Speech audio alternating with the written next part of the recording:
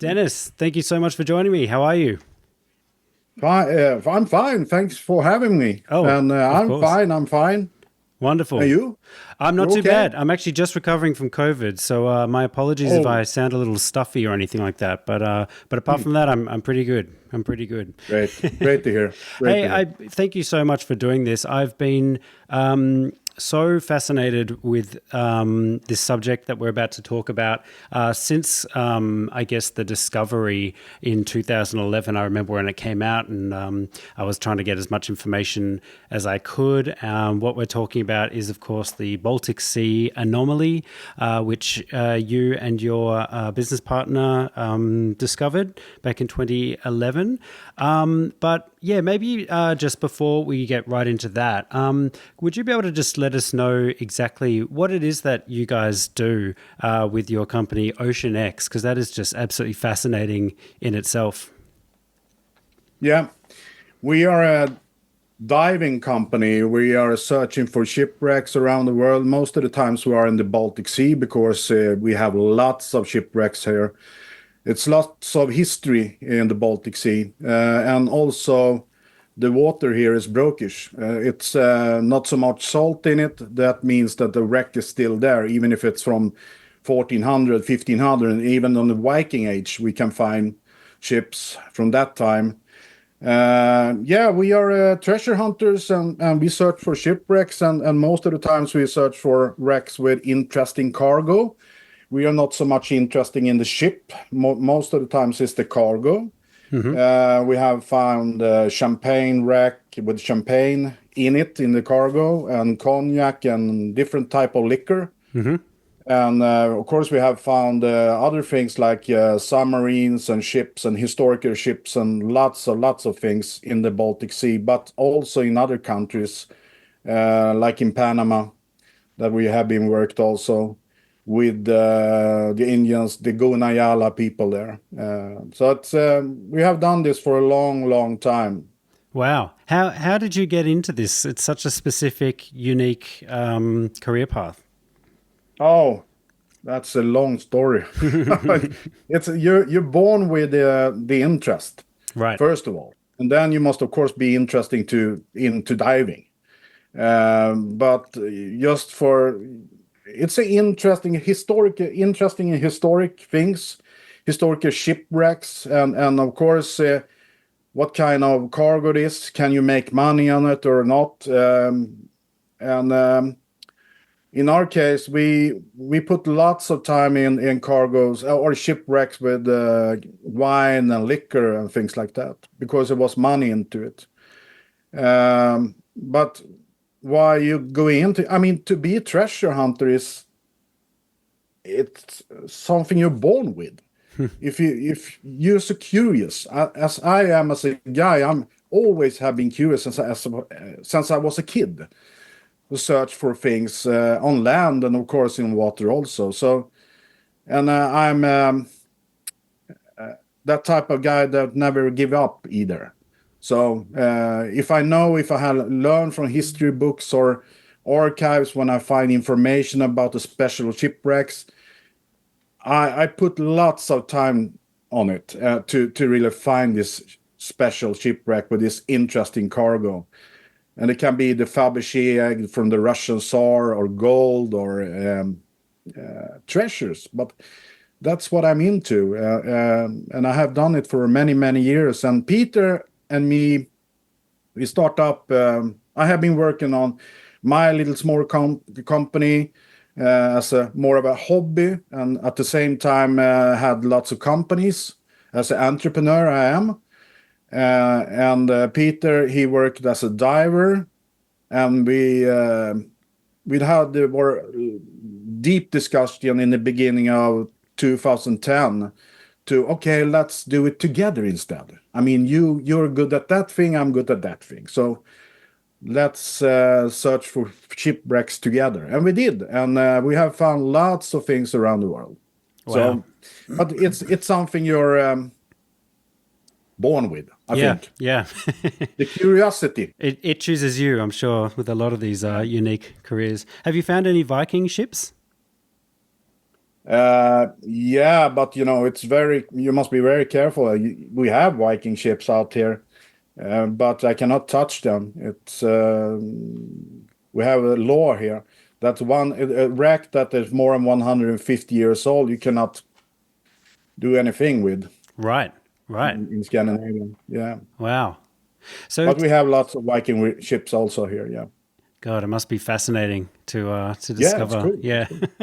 Yeah. So take us back to 2011 when you guys are out looking for treasure, looking for a shipwreck, I assume, Yeah. and you come across this anomaly, this object. Yeah. What was it? I mean, what did you find? Yeah, and that's the question. What did we find, really? Hmm. Anyway, we go back to 2011. Our mission was to search for a shipwreck called Kyros with the cognac on it and also Benedictine. That ship was on its way to St. Petersburg, Petrograd in Russia, to the Tsar, the Russian Tsar. It was a gift to the officers from the Tsar. Anyway, that wreck we want to find, and we have searched for it for so many years and never found it. Anyway, we were out this in June 2011, and we were searched for a couple of days and almost sunk. Also, with that ship we used at that time, because it was an old fishing boat, and it began to leak in water to it, and we have blackout and lots of things happen out there. Anyway, we take it to the harbor and repair the damage on it or the leak. And then after that, we decide to go out again and search in a new area that we have never searched before. And at nighttime, we see lots of shipwrecks. It's lots of shipwrecks, but in this case, we want to find this special shipwreck. On this side scan sonar we can see how long and the size of the shipwreck. So we did not see that special shipwreck we're searching for, but this night we see something else, and I remember I was very tired, and Peter and also Floris and one of the crew members was sitting up and look at the monitor, side scan sonar monitor, and this thing popping up on the screen, this round thing, and I remember Peter looked at me and said, Dennis, it's a UFO." I laughed, and but hey, I mean, I said, wait a minute, let's check this, and we really begin to measure it and see, oh, this size, I mean, 60 meter in diameter. And you understand it's also like a track on the bottom, like 1,500 meters. To Like a drag mark, right? Yeah, drag mark. Yeah. Sorry, my English. I do my best. That's perfect. But it's a drag mark, and it starts with a mountain, and it's in this big mountain. It's like a canyon in it. So I was very surprised. We all were very surprised, and I said to the crew members, "Hey, wait a second. We have found something very unique. I have never ever seen anything like this." And I asked other guys also, have you seen anything like this? No. Okay. So, guys, now we are quiet about this. Don't mention anything we know really what we have found. And, for us, treasure hunters is very secret. If we find something that can be of value, we don't want to go out to that because we have other people out there also. So I said, be quiet about that. We later the day after we're home again, and Peter and I decided to look at the data, and we cannot figure out really what it is, and send also the data and side scan sonar pictures to a couple of friends, and that doing the same thing as we do. And ask them, what do you think it is? No, Dennis, we have no clue. What have you find this? No. Okay. I just want to know if you have any idea what can be. No, we don't know. And we did that for a couple of days and did not get any answer really what we have found. So I decided then to see if we can get any response out in Sweden then from other people. Like as I contacted our local paper here in Sweden, the Swedish newspaper Expressen, and I remember I called them and asked them if you are interested to see interesting data of perhaps wreck or something out in the Baltic Sea. We don't know really what we have found, but if you are interested. So I decided to go out to this, take the car and go into Stockholm City to visit the newspaper there, the office, and a journalist coming down. And I have a laptop with me, and they looking at the pictures and asked also, "What do you think it is?" I have no clue, but it's out in the middle of the Baltic Sea, 60 meter in diameter, it's round, and blah blah blah blah, and they just go wild. So after 20 minutes, two other guys coming down from the office and said to me, "Don't talk to anybody else about this. We want to print this." Okay, do whatever you want. The important thing for me is that I get some help from people that perhaps have an idea what it can be. Right. So, and that was the idea with the whole thing. And, it was crazy. 2 days after, it was on the news here in Sweden, not only in newspaper, was on the news channel, radio stations, everywhere. And the telephone is ringing all the time, and I just saying the same thing over and over and over again. I have found something, I don't know what it is, but it's unique. I have never ever seen anything like that, not my colleagues either. And yeah, so, and then after can be a week, CNN, Fox News, Sky News, BBC, all the news media stations in the world, even China and Asia, lots of countries there now, contacted us and want to do interview. And at that time, I remember it was very tough for me because my English was not so good 2011. So I was very careful at what I'm saying, because I don't want to get misunderstood, because I have never ever said it is a UFO we have found there. But of course, the news sometimes put in there this perhaps UFO and blah blah blah and so on. And that's what happened. Was a big news here in Sweden and also international. Yeah. So at this point, when very early days, when you're really not sure, I mean, what are the kind of options in this early stage that it could have been? What were the potential theories that you guys were floating around, or people you had spoken to? Yeah, and in the beginning there, it's many years ago now. Lots of things have happened after that. Lots of things. I'm going to go into that later. But in the beginning there, I must be very careful with my thoughts and what I'm saying also. But already from the start there, when we found it, it's something that is constructed, for sure, I said to myself, and also my friends. Peter were a little more skeptic in the beginning. There is, oh no, I think it's more a natural construction of something, or construction, natural thing, volcano or something else. But later, even he got to understand that this must be something. Perhaps it's made there or on the spot, as a build there on the spot, or it's something that have been falling down there. Right. We don't know, but it is something for sure that is built and constructed. And if they have built it on the spot before the last ice age, we don't know. And if it fall from sky, we don't know. If no, we don't. But what I mean by later, that we were out a couple of times after that, the last time we were out was 2019.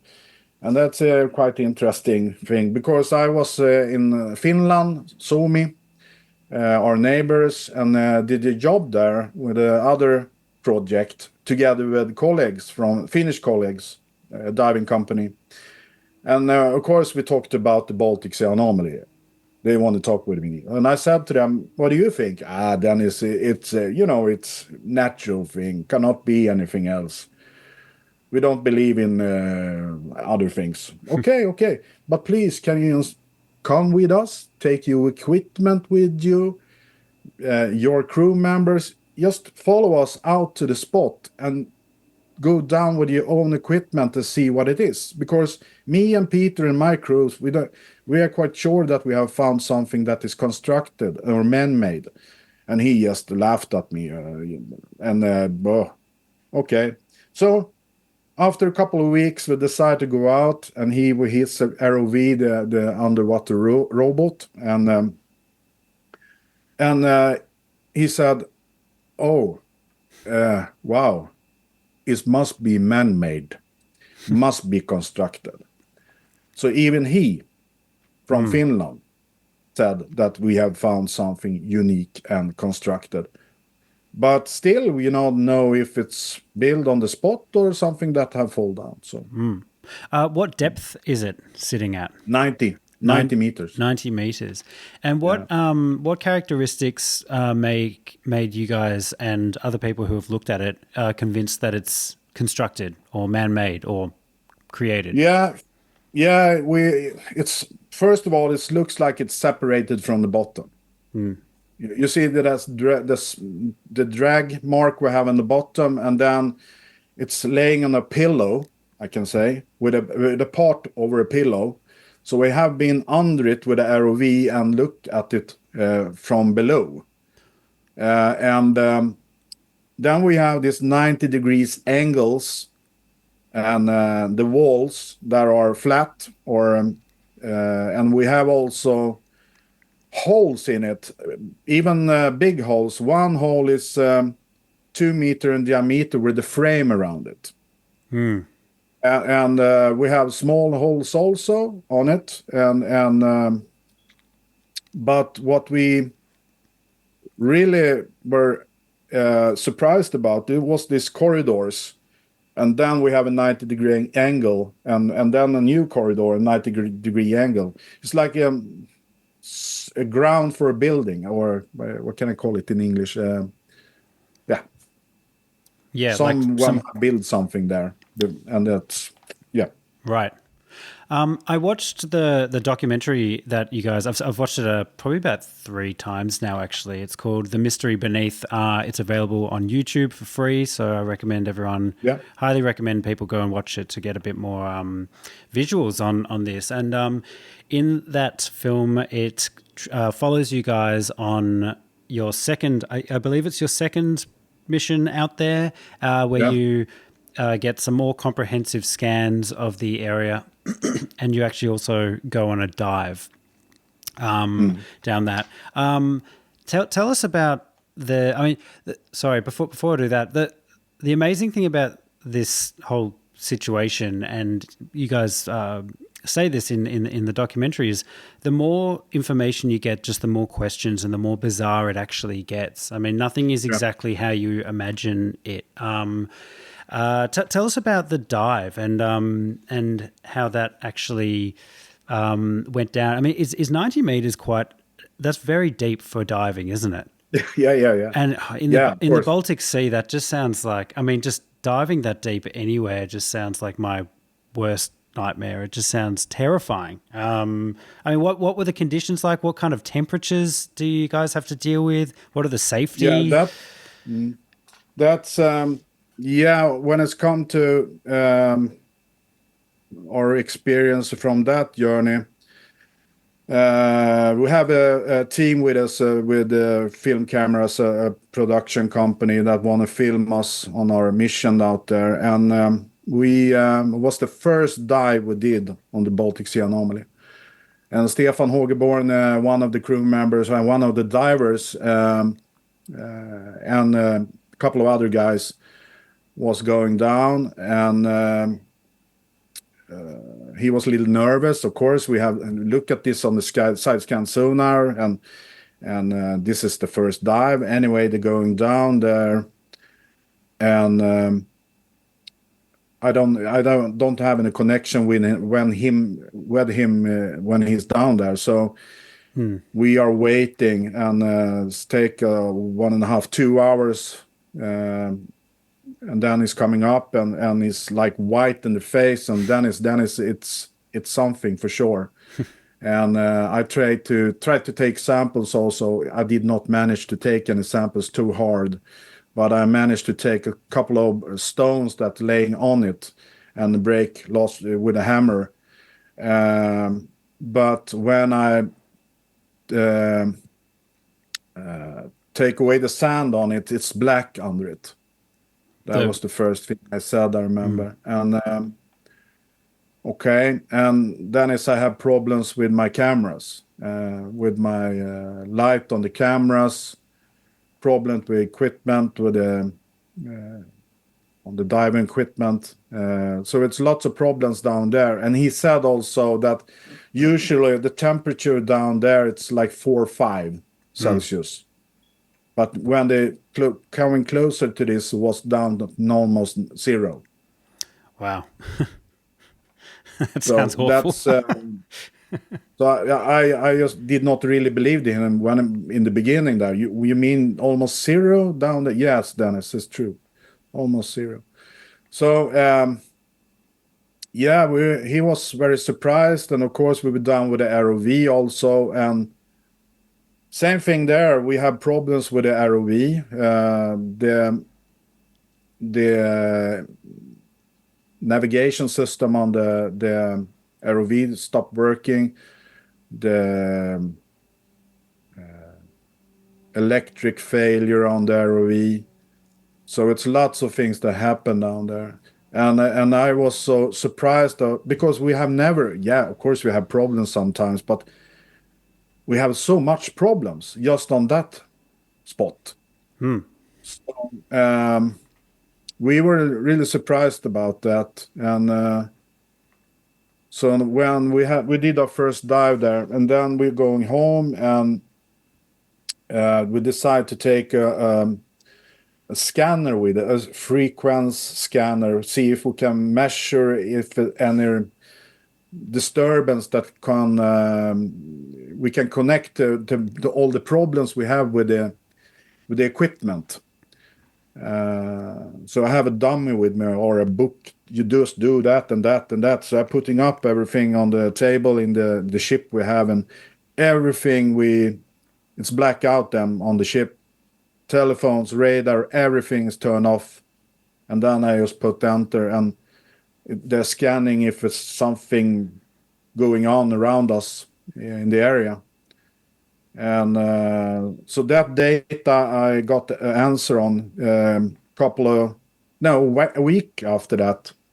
And he said in this mail then, he said that we have noticed a signal very close to the ship that is dedicated for the Russian Navy. And I was okay, because remember, this is Finnish water, Finnish economic zone. So we were very surprised about that. That means that perhaps a submarine is very close to us. Right. Yeah. So that was the first mission. And then after that, we have been out again. And not only we have problems with our equipment, like electrical failure, things like that. We have like weather phenomena, like thunders just on the spot. And it's there. It's true. It's reality. It's true. And it's just on the spot. And also, when we have been in a ship there, on the spot with the anchor sea, and we have the radar on the ship, we see like ghosts popping up. Ghosts? And ghosts. Nothing is there, but on the radar, it is there. Right. So, like, just random things on the radars popping up that are Yeah, you not see it on the there. radar, but when you go out, Wow. it's nothing. Wow. So it Uh, just turns up as like a spot, like a blip, just a, you don't get any more information other than there is an no, object it's a there. blip. Yep. So every time it's there, it's still there, and then it's gone, and then it's popping up somewhere else. So yeah, that's how happened. That have happened, and also on Wow. the we have like blue view, like a sonar on the ROV. It's the same thing there. There you can see things digital with the side scan sonar, not the side scan sonar, blue view sonar on our ROV. It's same thing there, just popping up things that are not there, or not there. So And is this is the radar that's detecting this stuff? Is it detecting things underwater, in the sky, on the surface of the water, or kind of no, everything? when it's come to the ROV and our underwater robot, we have like a sonar on it. It's popping up things that should not be there, or are not there, just on the radar or this sonar. And on the ship we have this usual radar, as you know, going around, and things popping up there also. It's no boats there, no ship, nothing, but something popping up. Yes. So Wow. that's happened a couple of times. So every time we have been there, we have strange things happen. And that's the 100% true. It's our reality. And it's difficult to, I have tried to explain this for many people that, and we have also filmed it. So we have documented. So, yeah, it's That's wild. strange. That's really wild. This is, Did it spook you so guys out? that's why I have difficult to just let it go. I'm struggling with this. Yeah. Yeah. So the diver on that first trip that was in the documentary, was his name Stefan? Stefan? Stefan Hågeborn, yeah. Stefan. Right. He said it was the most significant dive in his career, in his life, and he'd done, well, countless dives. Yeah. What did he, or even in dives after, what have you determined the surface of this object is made of, or is constructed out of, or what is the surface? We don't know really. It can be a layer of something that is protecting it. I have no clue. I'm just yeah. I don't know what it's made of. It's something hard, but it can be like a layer on it also. And I don't know if you have seen all the picture we have going out with. This looks like because we did the sample there. We take samples, we send it to Israel for taking information about it and what it can be and so on. So I got the answer from them that it's burned biologic material on it, burned. Burned. And yeah, This was the rock kind of that yeah, sample, right? it's a rock, but at the same time, it's like a layer on this rock. And they take the samples on this layer, and they say it's biologic burned things on it. That means that something have burned down there, have been in a very high heat of some reason. Is it a volcano? No. We have talked to scientists about that. They say no way. We don't have any volcanoes. If it was a volcano, you should never see any signs of it in the Baltic Sea. So it cannot be a volcano. Okay. And they say then probably in the melting period, something have come from the Atlantic, the somewhere else from. And under the melting period On glaciers. Yeah, exactly. And okay, but as I mentioned for them also, that it's only on this spot, nowhere else just there, we have this basalt, but also this bone biologic material. And yeah, so something have been in very, very hot down there. And yeah, so.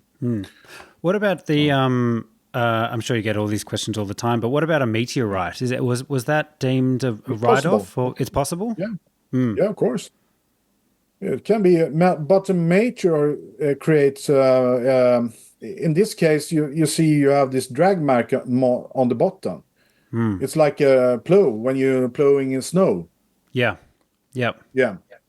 It was a meteor. You got the crater.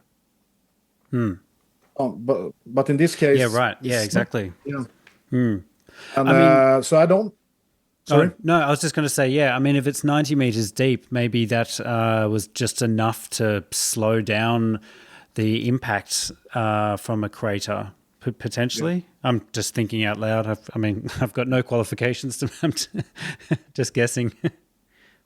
Not to hide either, so I don't know. We are good at finding shipwrecks and things like that, and salvage things. But in this case, I'm also a beginner. Yeah. So, but we have found something for sure. It is something. Well, the interesting thing in the documentary was that which I'm saying, the more you find and the more data you got, the stranger it seemed to get, and it did seem that the way it was at least presented in the documentary, that every scientist that you brought samples to or anything with, as soon as they actually saw everything that you had, they were pretty blown away and said, no, this is really weird. This is not normal. This looks constructed. That seemed to be a general consensus amongst very rational, scientifically minded people, which definitely makes it far more interesting. And at the very end of the film, you guys managed to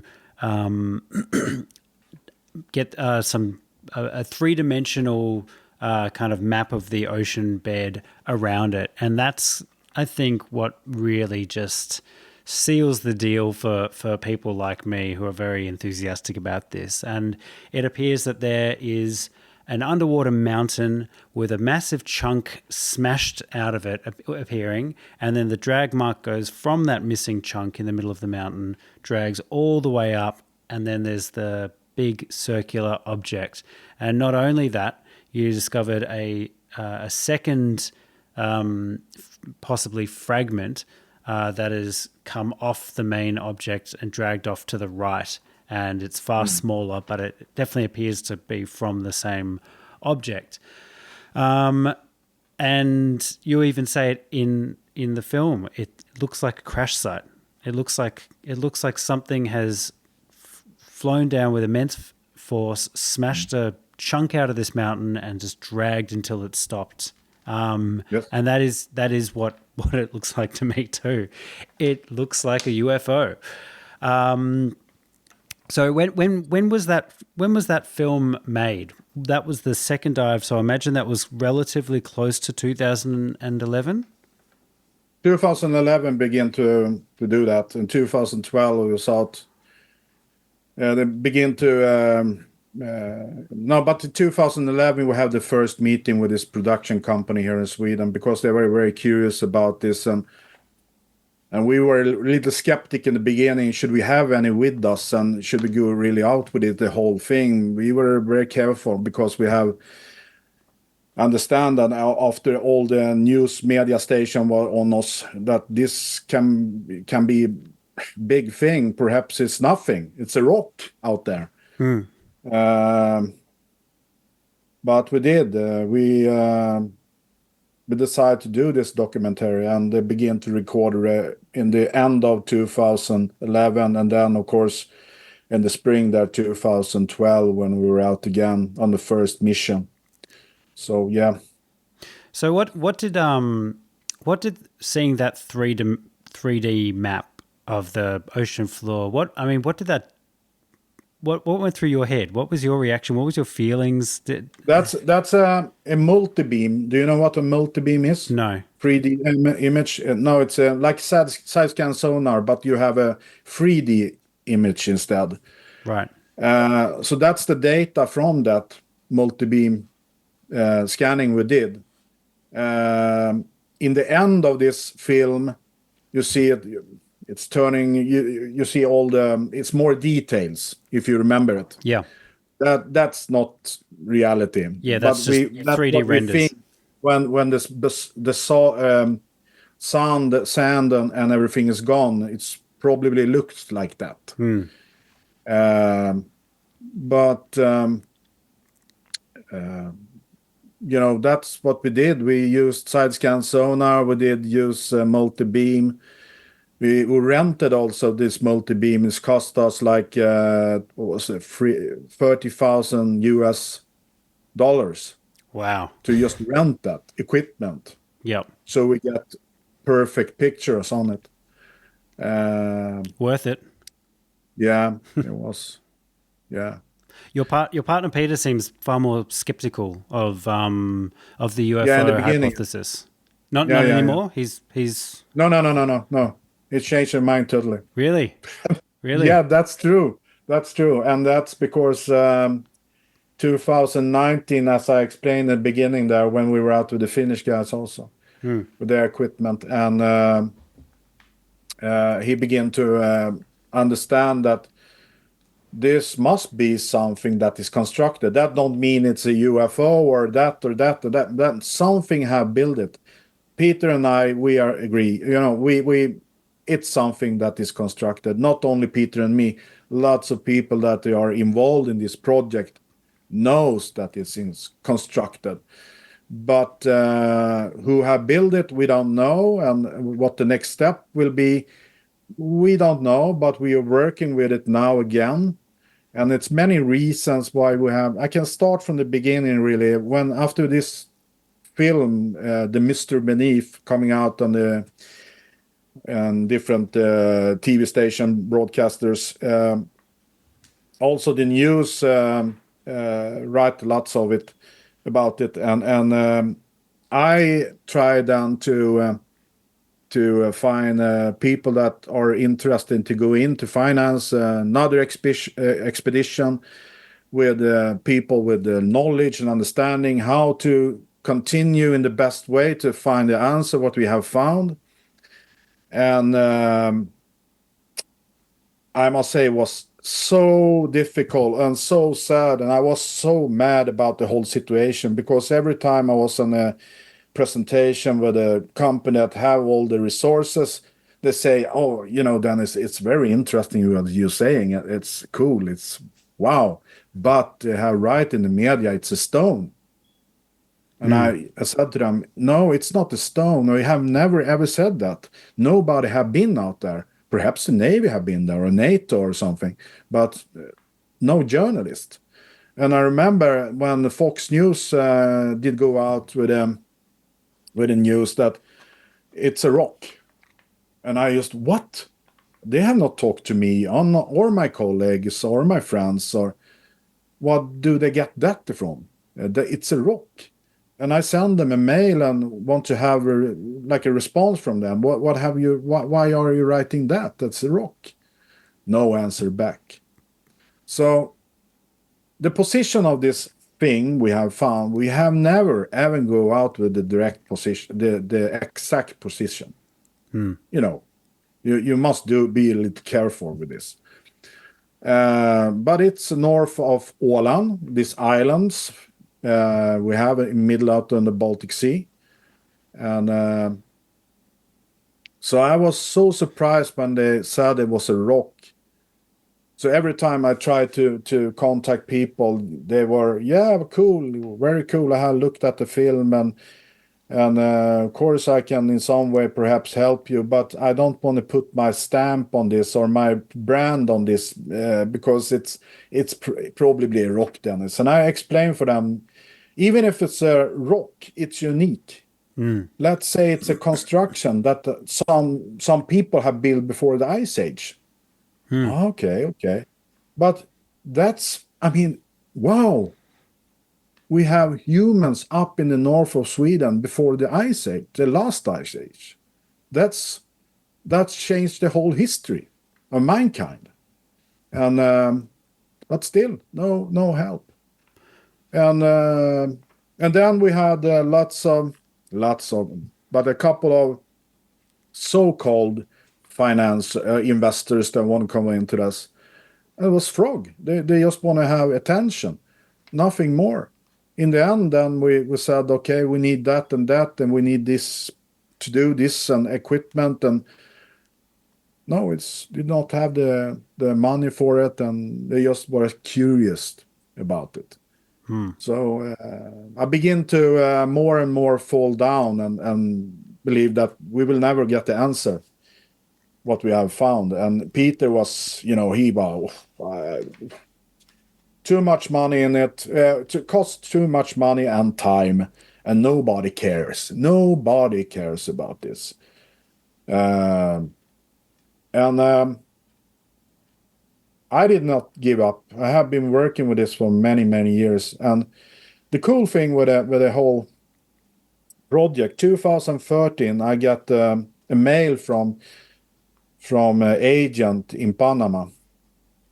And every day I got lots of mails, but in this case it's sticking out, this mail. So I read in it, and he said that he was an agent for the Guna Yala Indians in Panama, and the reason they contacted us because they have seen on the news in Panama that we have found this round object in the middle of the Baltic Sea, and they think this is connected with their belief because they think the human beings are planted on Earth.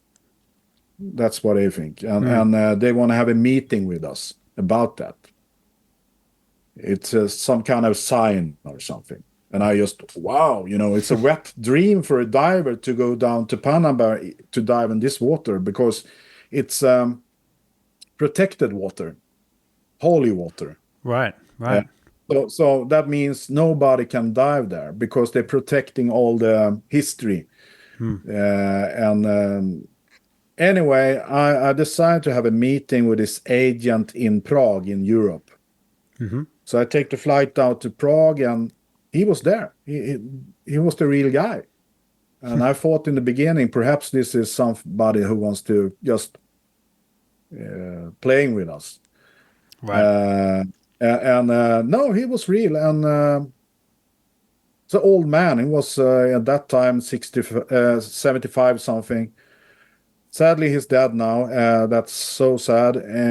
But we're coming home to Sweden again, to Stockholm, Peter and I, and we decide to go to Panama to meet the Kashikis in Panama, and we did.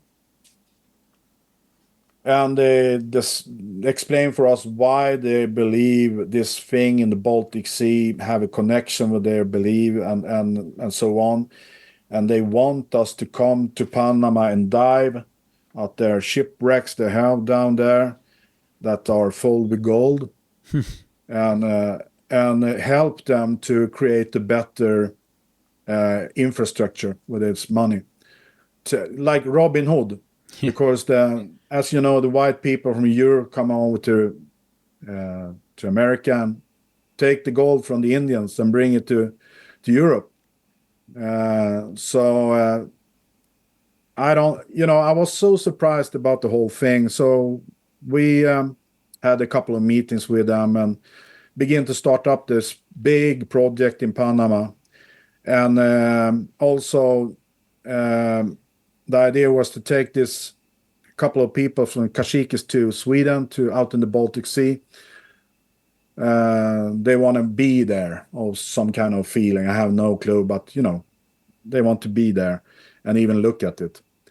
So, and this was 2000, the last meeting, 2019, around there. That was the plan, to go to Panama, begin to search and salvage this wreck we have found there. We know what the wreck is, where it is, but we really want to find this cannon. There's 32 cannons there in bronze.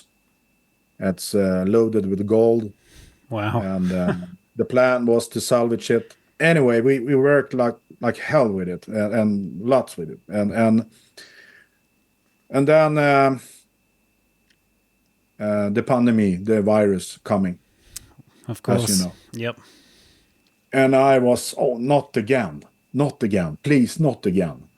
Now we are in the start of a big project in Panama that hopefully can help us to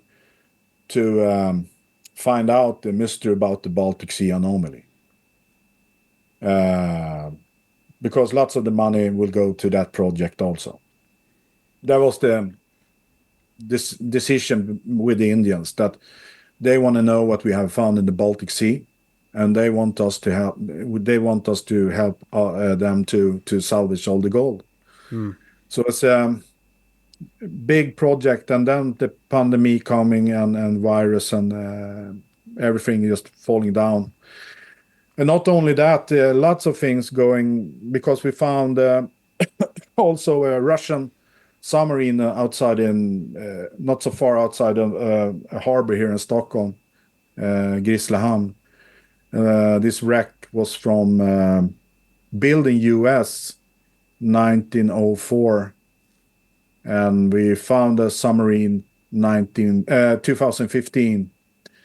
And the plan was to salvage the submarine and bring it to St. Petersburg in Russia, because it was one of the oldest submarine in very good condition, no damage at all on it. The periscope was broken, but that was the only thing. So it was a big news thing here in Sweden about that submarine. And then we have our last meeting with the Russian ambassador here in Stockholm. We had lots of meetings with them before, and even in Russia, St. Petersburg. But the last meeting was on the embassy in Stockholm, and he said, "When can you start, guys?" It was February 4 of February 2022. "When can you start, guys?" In the spring, I said. Yeah, I look forward to that. And we begin to start up the project and begin to plan everything. And everything was green light from the Russians, green light from the Swedish government. Everything was, we looking forward to salvage this special submarine. And then I look at the TV, February 24, and they go into Ukraine. Right. Everything's died there also. Oh, man. So bad luck again. This is so frustrating. This is terrible. Yeah, it's frustrating. I feel for you. When you put in so much time and so much money in that project, and then everything is just sinking to the bottom. All the time and money we have put in, we'll never ever see that again. So it's millions of Swedish crowns, hundreds of thousands of US dollars have just disappeared. And we have put our time and everything on that because we believe in what we are doing. But when you are a treasure hunter, as we are, you're taking big risks, big risks. But we were very, very close. Are they likely? I mean, obviously the Ukraine-Russia war is still going, so I guess that is still on hold. What about the Panama exchange? Is that likely to ramp up again at all? It is? Yeah. Did you guys get to dive at all in that time or not yet? Yeah. I must be... I cannot go in deeper to that. Sorry, because that is something we're working with now. Right. We're preparing for a big project in Panama. And I cannot go into detail what's going on really, but yes, it's continue. It will continue. It was because of the pandemic and the war and everything, but now we are up. It's up and running again, the project. So that being up and running again, that also means that the Baltic Sea UFO will be next. Correct. So Oh, that's That's a wonderful. part of it. That's wonderful news. Since the documentary, how many times have you guys dived down to the actual object? Dive, no, don't not dive, but we have used our RV. Oh, right. Yeah, Most of the times the we robot. using most of the times in everything we do really. When we find a shipwreck, the first thing we do is to send down the ROV and try to figure out how it looks like there. If you have nets and if it's dangerous and so on. If it's dangerous, you must take away planks or net or so get more safer for divers. So in this case, when the Baltic Sea Anomaly, it's ROV. We have been there a couple of times. Last time we were there was 2019. That was the last time we were there. Has there been any more since what we were able to see on the documentary? Have you found any more information or strange characteristics? Any more data that we should know about that adds to the mystery? Or When we go in, the time, it's a long time. Anyway, when we go into this pandemic, the dark time here in Europe and even in Australia and lots of countries, of course, in the whole world was dark. And I put lots of time to analyze data and film and pictures from our dives with the ROV and even the divers that have been down there. And I noticed one thing in a close-up on our ROV. We see a sign like a triangle with a hole in the middle. Have you seen that? no? No. It's a triangle and a hole. It's a triangle with a hole in the middle. It's like carved into it, or Yeah, looks like that. wow. Yeah, Where it's would I not on. find this image?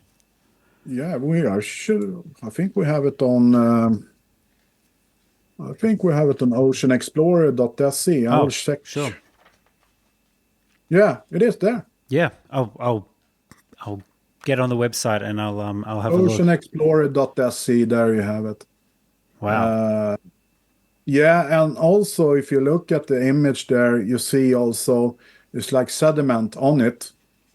And if you take away the sediment, it's flat. It's angles, and it looks like a part of the object. It's constructed in some way. But where you see very clear this triangle with a hole in it. So we have seen signs, and not only holes and with frames around it and angles, 90-degree angles. It's also these signs. I mean, And when you take all the information that you guys have, it's pretty strange. It's really, really weird. It's a geometric shape. There's drag marks. The drag marks lead to an impact. There's right angles. There's things that make it appear that it isn't natural. And yeah, there seems to be a trail of how it got there, like from point A to point B. yeah. Have you guys gone and had a look at that smaller section that broke off at all? Yeah, we have. And We have been there also. It's the same thing there. When you come too close to the ROV, it seems that this thing, whatever it is, we don't know, but don't want us to be there. So the compass on the ROV going berserk. So it's difficult to navigate down there to find, even if we have this sonar on the ROV. The digital compass we have on the ROV going around, like something disturbance of some kind. But we have been down there and look at that. It looks like a part of it is straight lines. It's something, but it's dig down in the sediment also. So it's very right. difficult. But when we look at it, it's flat. It's 90-degree angles there also. So it looks like a monument of something. with straight lines Yeah. and 90-degree angles. But this thing that when we're coming there with the ROV and the ROV don't want to go there. We have never ever had that problem when we go to shipwrecks. Only out there. That's really weird. Magnetic disturbance. I have no clue. There must be that of some kind that's making that happen. That's really, really Something. weird. What do you Yeah, it think? is. What do you think it is? Where do you lean? Obviously, it's all speculation. We can't know Yeah. until more money and more data and more explorations go into it. But what do you honestly think it is? Down to earth. I must be a little, even if I'm swishing away sometimes. And it's a reason why I'm doing that. I use my imagination a little more, perhaps, than other people do in the team we're working with. But I think it's for sure something that is constructed, and I think is built at the spot. And I think it have been there for perhaps 10, 15,000 years or not more. And I know after I have talked to geologs here in Sweden at the university in Stockholm that one part of the, before the last ice age, the Baltic Sea were very much smaller. Was not so big as it's now. And it looks like it can be something that is constructed in the coastline of the old sea. But, still we have this track on the bottom. We have this mountain that is crushed with a canyon. We have this disturbance, all the electrical failures. We have lots of problems. So, of course, my imagination swish away. And if I go in, I have talked about this. It did take a while for me to go out to that information, man. But after a couple of friends said to me, Dennis, why don't you talk about that, your experience? And wow, I mean, that can hurt the project if I do that because people will not believe me.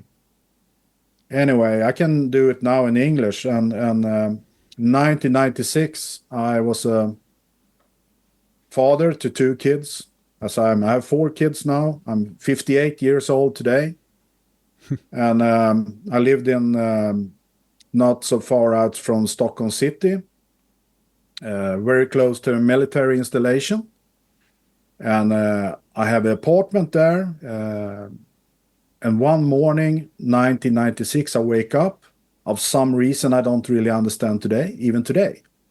But usually at that time, I'm sleeping, to when I'm free from my job, I'm sleeping as long I can, to 8, 9 or something. Anyway, this morning, me and my wife laying in the bed, and I wake up 3:30, something like that. And it was in the beginning of the summer here, so up in Sweden here in north, the sun is almost open there all the time.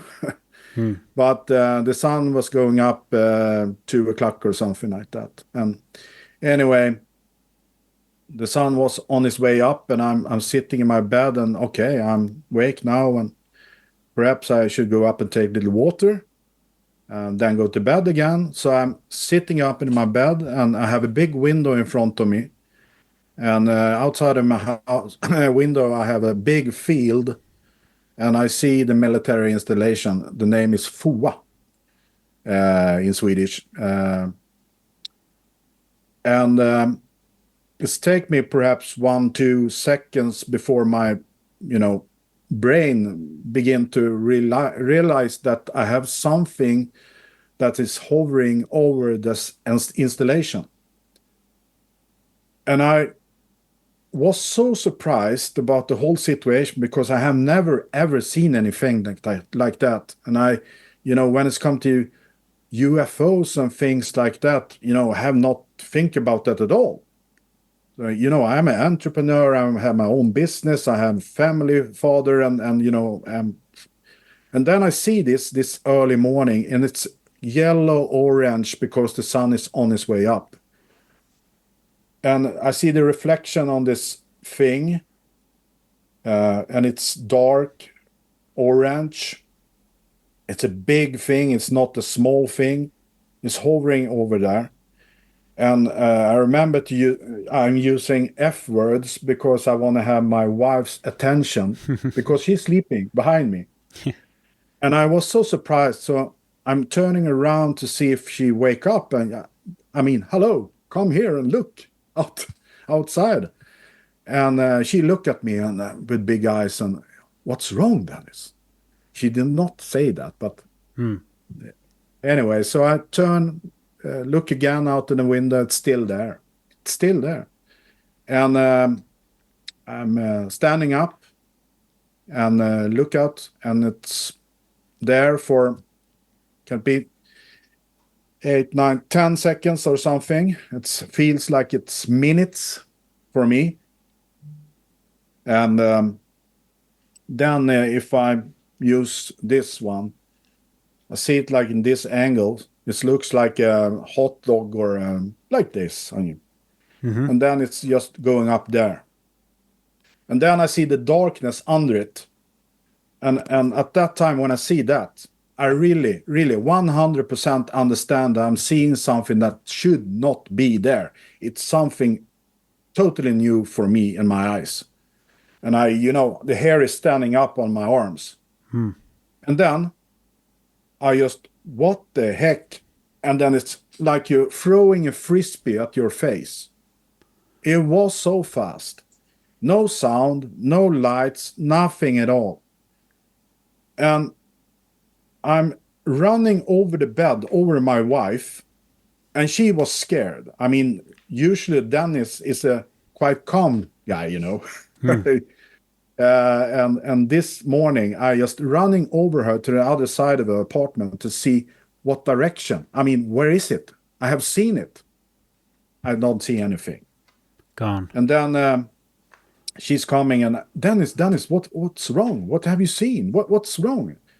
And I have difficult to explain for her. I have seen something that should not be there, I said to her. And then after a little while, my son's coming up. Papa, daddy, what's wrong? I don't know. I have seen something.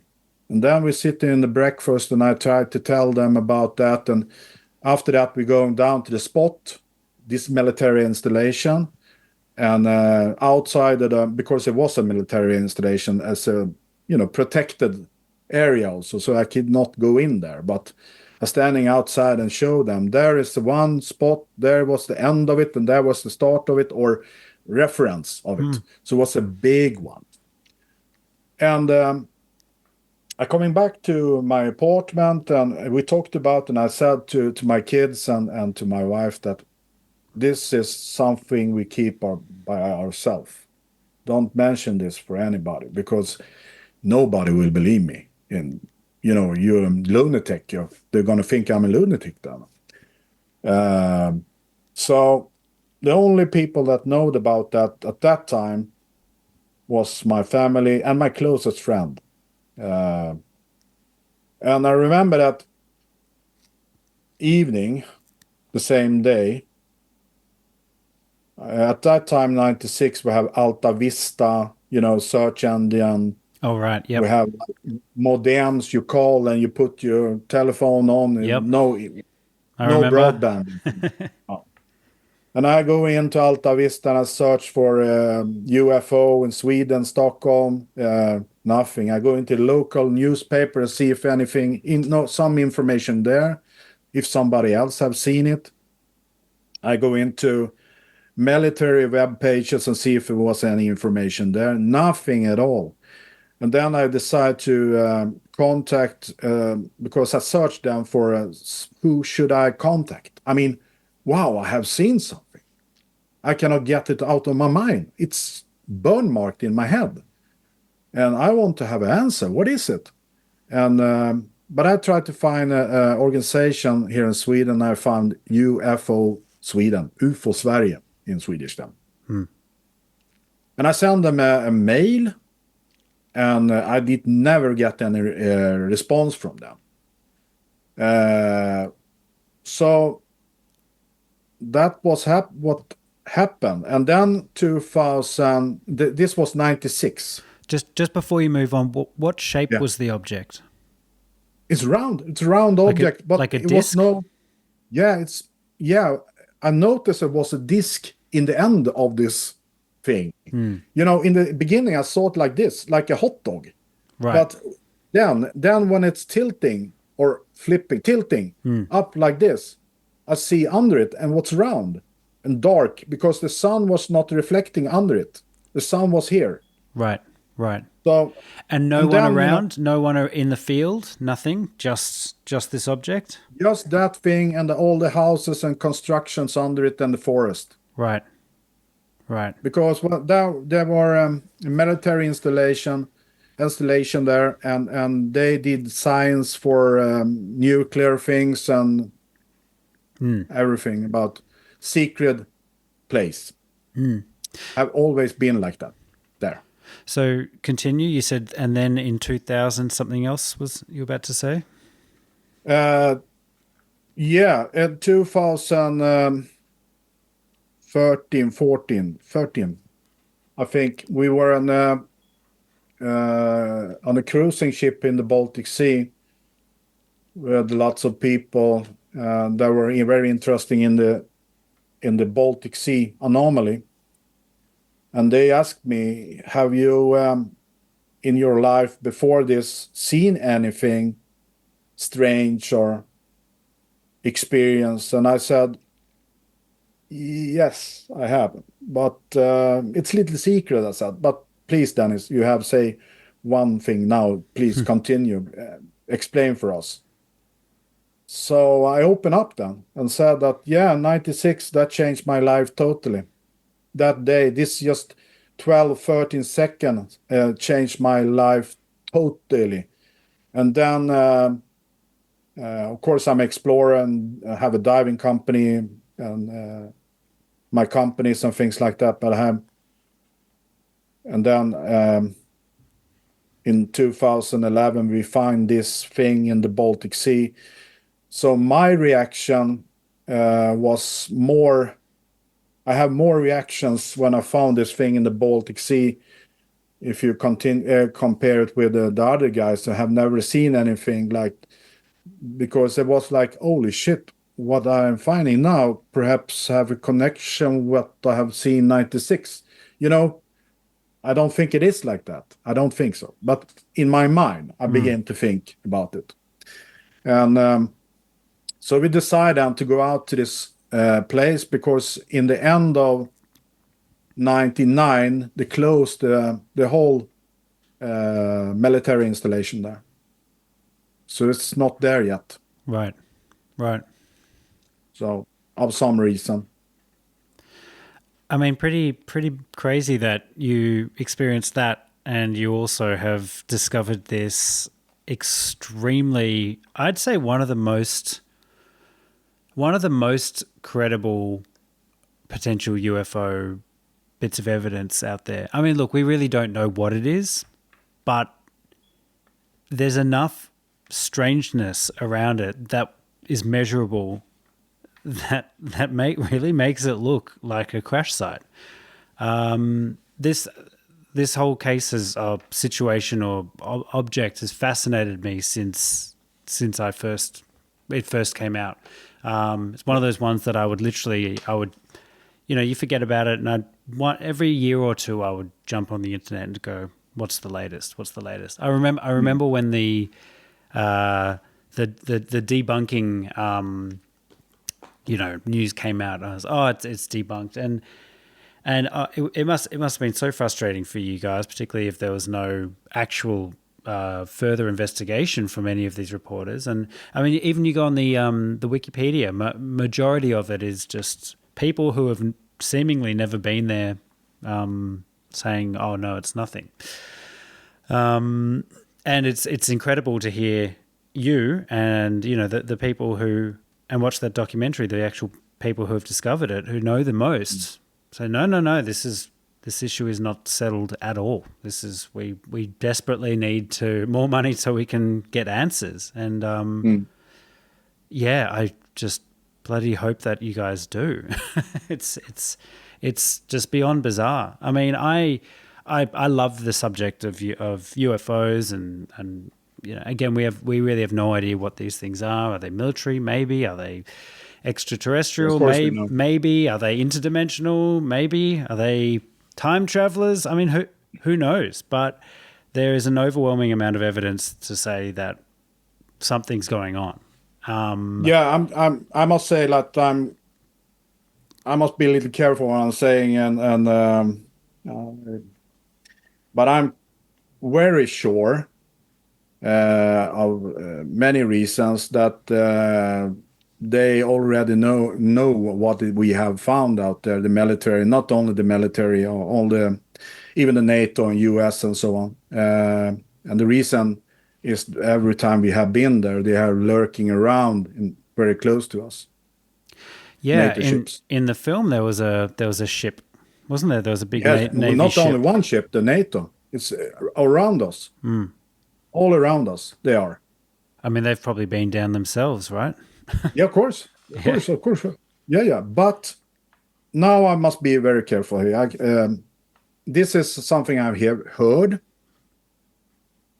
but it's coming from a source that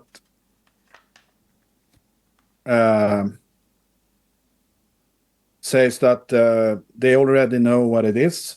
It's something that is constructed, and they cannot in any way salvage it.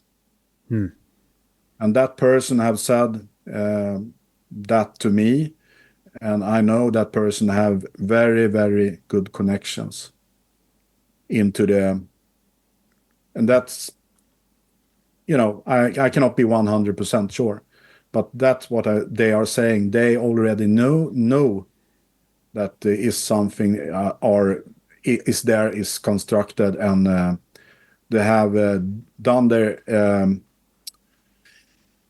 search themselves there, and understand that it's something that is impossible to salvage because of the size of it. So that's what I heard. But in my case, we have been there so many times now, and we are we are very sure it is something, yes, that is man-made. So what is the next, if you guys had the funding that you need, what would you do to prove or discover? What would you do? What in an ideal world, what would be the next steps? For me, this is a very, very important thing when it's come to UAPs and UFOs, and even this thing with the Baltic Sea Anomaly that we found. I don't know how it's come that I see something in 96, and then after that I find this 2011. I don't have the answer for that. But in my feeling is that I must do everything I can to find out what we have found, even if it's a rock. But so, as I mentioned before, we are working now with it again, and we must have the right people with right knowledge how to dig into this, with the understanding how to do it, because that is not my area. I need help with that, of course, and then we need the equipment for it, much more sophisticated equipment than we have. You know, we are not a big salvage company. We are a small salvage company located here in Sweden. Yes, we have found lots of historical shipwrecks that have been in the news, but we have other companies that perhaps have better equipment and better, that can go into this, and we find a way to get the answer with a cooperation between others. That's my hope, my dream, really.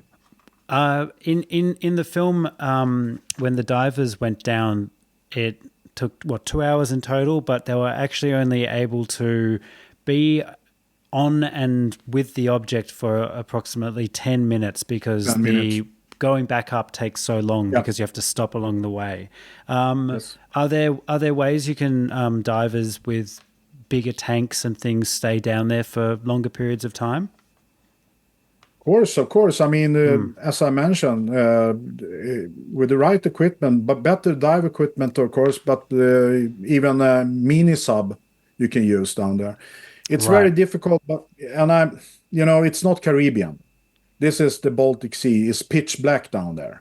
It's very, very difficult. Sometimes you can have luck with good visibility down there if you're lucky. But most of the time, it's very difficult. It's getting difficult to see things, even if you have your lamps on, and it's get milky. It's like milk. Yeah. Yeah. Yeah, Really foggy and opaque, and yeah, right, yeah. right.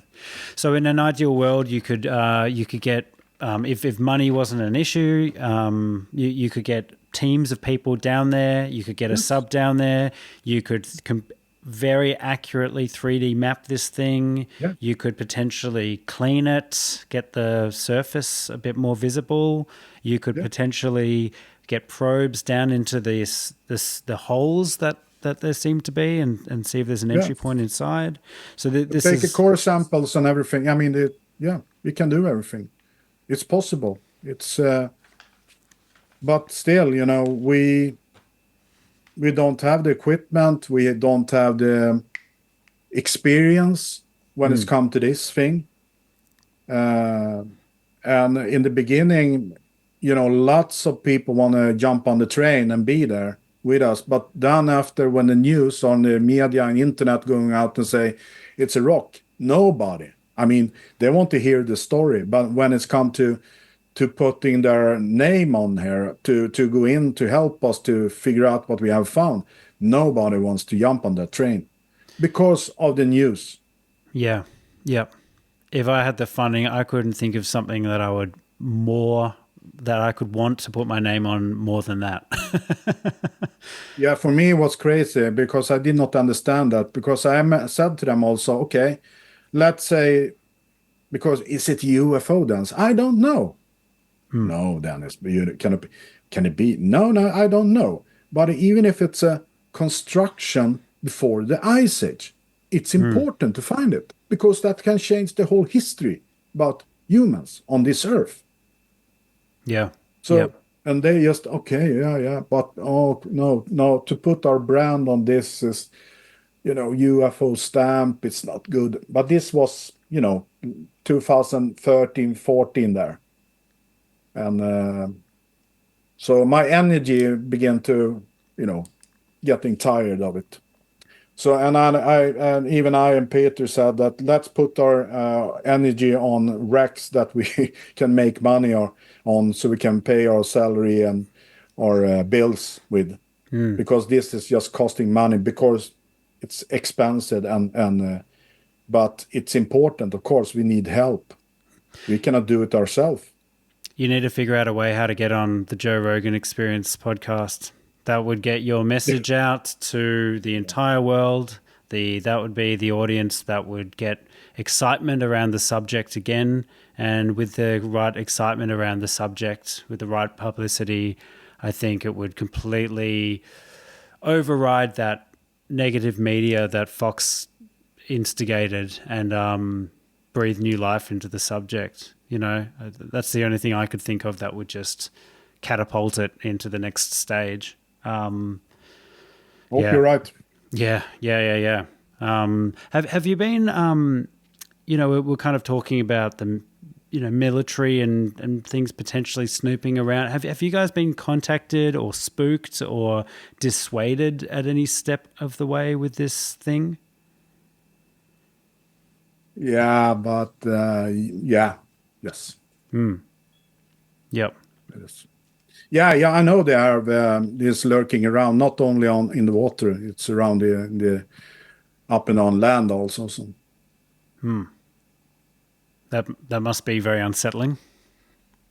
Yeah, uh, yeah, But hasn't dissuaded you from the mission. yeah, yeah. Wow. What can I say about that?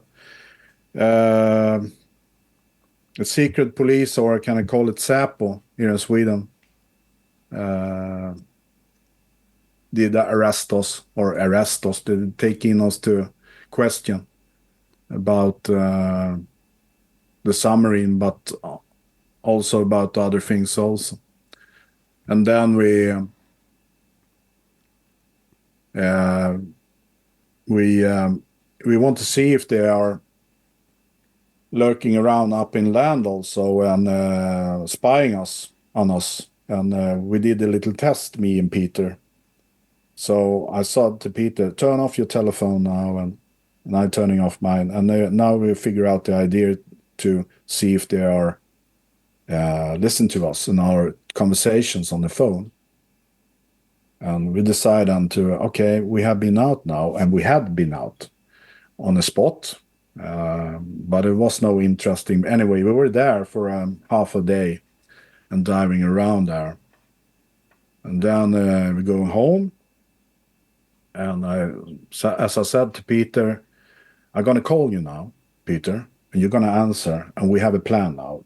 We say, okay, what the heck are we going to do now? We have to find this amazing thing, this sub that can be, this is more than, it's a new sub laying down there. What should we do? Peter, do you have any idea? And so I did that. I called Peter when I was home.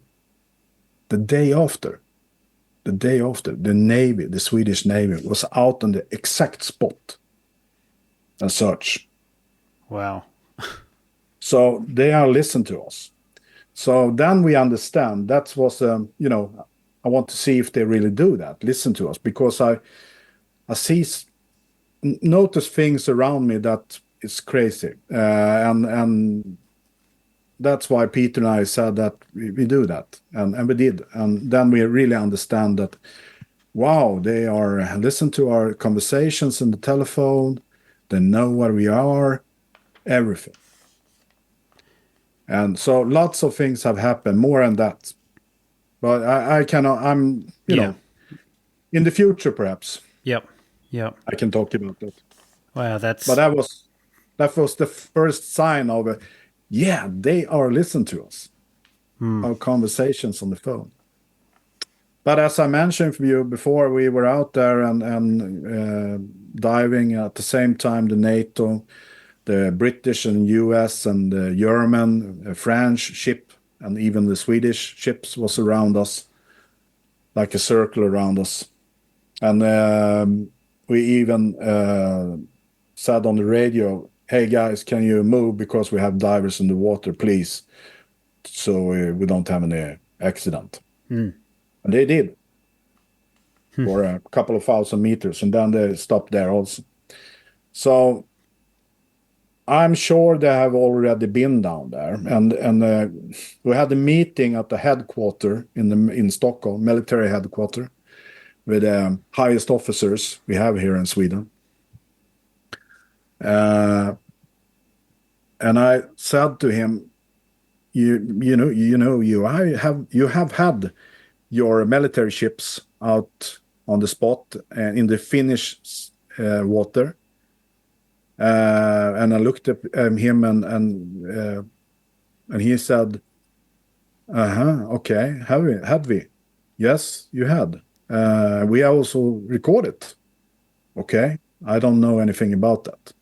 Of course he knows. So they were very curious about the information, all the data we had.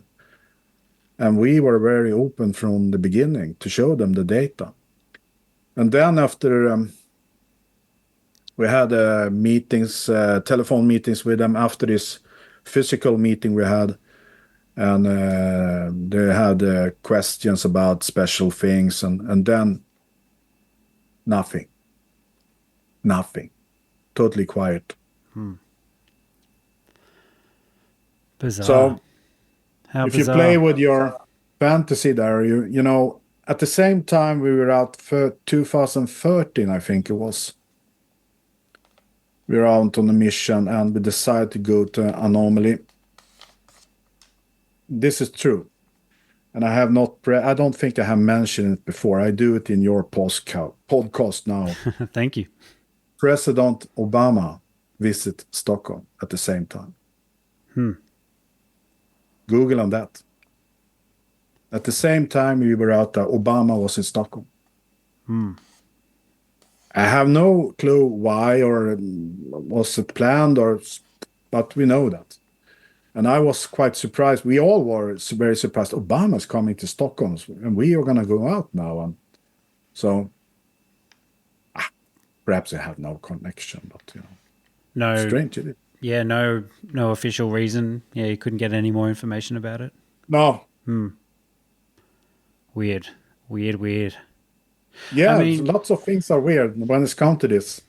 I mean, the more that I've been looking into this subject, and it's difficult to decipher what's misinformation and what's nonsense. I'm talking about the UFO UAP subject, but it with all those hearings in the US with David Grush and stuff.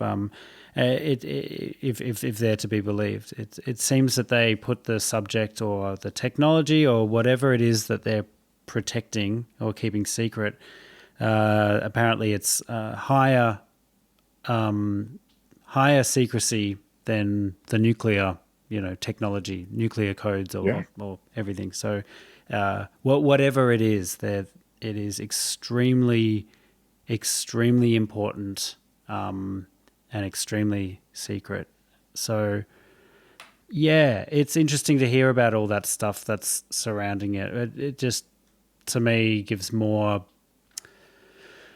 reason to believe that it's something very strange, not just a natural phenomenon or a natural formation or something that fell off cargo. It's weird. It's really, really, really weird. And it makes you think about how much of the secrets of Earth, or maybe the human story, are just lying on the bottom of the ocean, or beneath, who knows, even beneath ice, potentially. Yeah. If this Earth has a much more ancient history than we believe, than our science at the moment tells us. The bottom of the ocean would be where we'd look. Yeah, that's what I'm believing also. I think we're going to find the first answer there. Yeah. If not Baltic Sea Anomaly, perhaps somewhere else. We know more about the moon or space or when it's come or space or so. Yeah, and since I found this, I have contacted many people, scientists, and lots of ex-military have contacted me by mail, and I don't know if it's true or not, but everything pointed at that. Probably that thing we have found is something that is coming from outer space or have been there tens of thousands of years. But I don't know. My experience, I have seen something 96. I have found this thing 2011, and I'm an open guy with everything I do because I think it's important for humans on this earth to know the truth. In my case, I have seen something. I cannot prove it. I cannot do that. But people can believe what they want. But I have experienced something strange and new for me that have changed my life. That's why I educate my life totally to this thing with UAPs and UFOs. I'm burn marked with it, and that cannot fly away. It's still there. And so I understand people that have experienced things much better than that other people have not experienced it. So lots of people have contacted me. Dennis, I have listened to you, and I have listened to your podcast, and because I have started my own podcast also here in Sweden. Oh, great. What's it called? Dennis World. Dennis World. Yeah, my world, my Great. experience. Anyway, so there I'm talking about my experience out in the Baltic Sea, of course, and I'm talking about my experience out in yeah, everything I have gone through, and also I have my friend Emil Marsak is a camera guy. Have followed us for many, many, many years when it's come to these things with the Baltic Sea Anomaly and not a lot of other shipwrecks we have out there. And he also produce his own content when it's come to UAPs and UFOs. The Tall Whites, have you heard about that? The Tall Whites? Yeah, As no, in you have not. the beings? Yeah, it's the Tall Whites is on Amazon. Oh, right. No. It's a documentary. So he have done lots of. He's a camera guy. He's a producer, production company. He have followed us, and we have thousands of hours, our missions out in the Baltic Sea and Panama and so on. But anyway, in our podcast, Dennis World, I interview Emil also, so he's talking about his experience out in the Baltic Sea when we are being out to the the Anomaly. So you can hear that also from him. That is something for sure. So even Peter, I have talked to him about this. Most of the episodes are in my podcast in Swedish. Yep. But I have done some in English also. So yeah, there you can hear my story also. But that have changed my life totally. It's something I cannot get over really. You get older and older for every day, but still I don't let it go, and that's why it's so important for me, in my case, to listen to people's stories. Helps me also, and I think, or I believe that they help them because I'm listening. I understand what they have going through. Because it's when that happens, your whole life just change. I bet. And you cannot not just walk from it. It's still there every day, every morning, every night. Now it's 2024, and that was 1996, and I'm still thinking about it every day. And then the connection with 2011, all the experience we had out in the Baltic Sea. So it's like a virus, experience virus. So it's difficult, but it's cool. I want to have an answer, and it's much easier now than it was before because of David Grush and lots of people, whistleblowers, have gone out and talk about it. So news channels begin to really understand that this perhaps is real. Before, when you go out with this before David Grush or before all the whistleblowers, they just laugh at it. In the news TV stations, they have seen a UFO, nothing, blah blah blah. And now they are more serious about it, and that's a good sign. It's a good start. So, and that make it easier for people that sitting on information to take that step forward.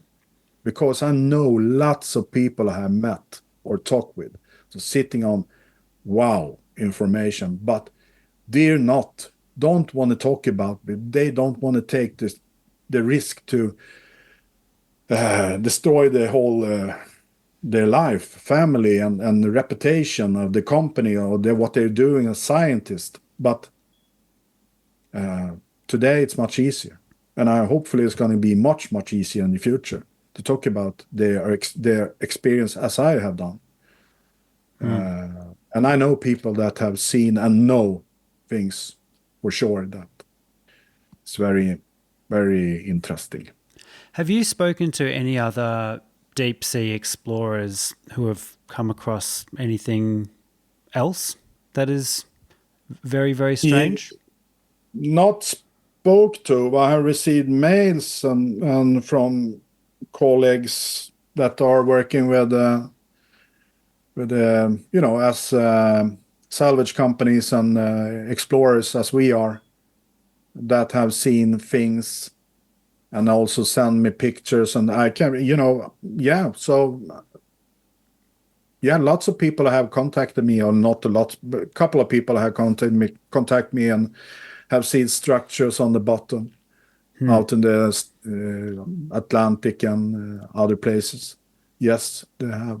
But it's I don't have an answer. They just want to show it for me, and looks like it's constructed also. But yeah, Who knows what the hell's going on, man? yeah, and I really hope we find out. I really hope we get some answers. yeah, And I'm so glad that you have not given up and you're still dedicated to this this mission, this strange case that you've stumbled across. I mean, the odds of you even coming across this one point is very difficult, very unlikely, isn't it? yeah. I mean, I mean, wow. in the Yeah, I mean, film, just trying to re-find it for the first time was like I can it just was going up and down so. and up and down. Yeah, it was so strange, the whole situation, because we were we were in our minds, we were quite tired that night, 2011, as I mentioned in the beginning there. We the only thing we want to do then, we have been out for almost 1 week on the sea. We were tired and disappointed because we have not found this special, interesting wreck with the bottles that we can make millions on. We have spent so much money on that project then. And then we decide, okay, let's go to another area. Let's search there. We have never searched there before, but I don't think we're going to find it because it's not the right way this ship have take up to Rauma in Finland. So we will not find it there. But what the heck? Let's do it. And we're coming out there and try to find this ship, and then this popping up on the monitor. So of course it's crazy.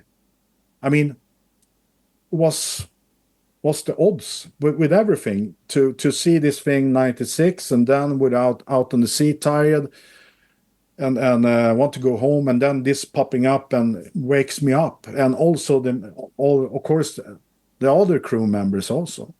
So we have never ever seen anything like that. We never. And when we send out these pictures to our colleagues around the world, even in Canada, in US, and in Philippines, and in Finland, a couple of guys, and they just answer, "What is that? What have you find that?" And no, I have never seen anything like. What's the size of it, and so on. And we explain that 60 meters and that and that and that. What the heck, guys? You have found something that must be constructed. I have never seen anything like that. It's in the middle of the Baltic Sea. So, yeah, I was so surprised. We all were. That's why, it's lots of things have happened. Not only that, things have happened after we have found it, and no, or yes, I cannot leave it there. Maybe it was meant to be. Yeah, begin to be a real religion here, or well, no, I understand, but almost. I think things are going on around. Things are happening around us that we don't see or understand really now. The only thing we can just touch it or scrape on it on the surface, but on the other side we have another world I don't want to get into, but I think we have lots of things are happening around us on Earth and universe that we don't really understand. We begin to understand that something is going on. And I think governments around the world, the US, they have come much further when it's come to that. And they understand that, holy shit, if we go out with this, we start problems here on Earth. Religion and things like that gonna fall, and things gonna, perhaps not turn well in the beginning. But I think that's what we need to develop us per people. That's to take the next step. We are quite good to develop equipment, high-tech things, AI, so on. Last 100 years or 200 years were all the develop, and now we're sitting here, still have wars, still kill each other. We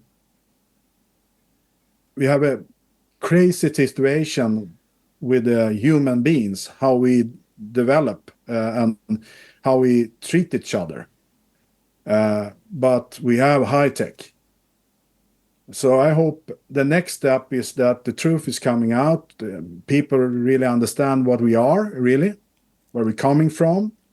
If we have things around us that is another dimension or whatever, and begin to, okay, guys, let's start working together instead to getting war with each other. Let's find out what we have around us, and let's be friends. Yeah. That's what I hope for. I do too, man. I really hope we can, some shift, some major shift needs to take place. State of the world is very terrifying at the moment. And we're still in the Stone Age when it's come to our mind. Right. We're still there, but when it's come to technical things, we have come quite far. But now we must develop that, not the computer and things. We must open the door. We find the key first. Yeah. Totally. Yeah. Well, Dennis, thank you so much for joining me. That was incredible to hear all about your discovery, and it's not over. It's not over at all. No, it's not over for sure. In my case, I will work my ass off to find out what we have found. Yeah. And hopefully other people around the world will open up, more people saying what they have experienced and so on. So, yeah. Thank you for your time, and thank you for your dedication to this mission. It's incredible. It's just stimulates so much wonder and curiosity. And I love it. Thank you, mate. Where do people find you? Where do people support you?